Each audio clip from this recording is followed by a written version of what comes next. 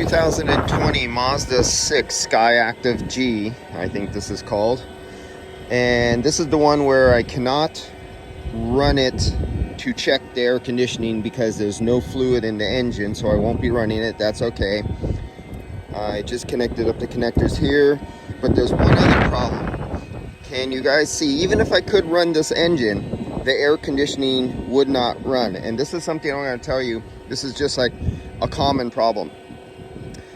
A car comes into your shop that just was at the body shop, and they can't figure out why. The body shop tries to charge the AC or somebody else, and they can't figure out why the AC. And now front-end collision, think front-end collision and wiring.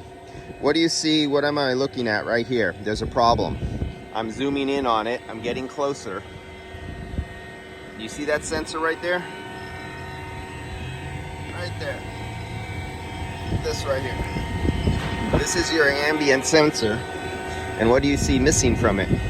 What got yanked out?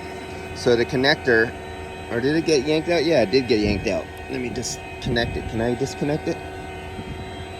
Well, you can see where the wires were, because here's the grommets, and the wires were yanked out of there.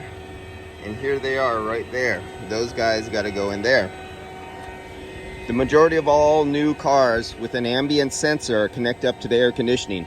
And if these wires are not connected and the whole car goes back to air together and you can't figure out why the AC is not kicking on, it's usually at the body shop.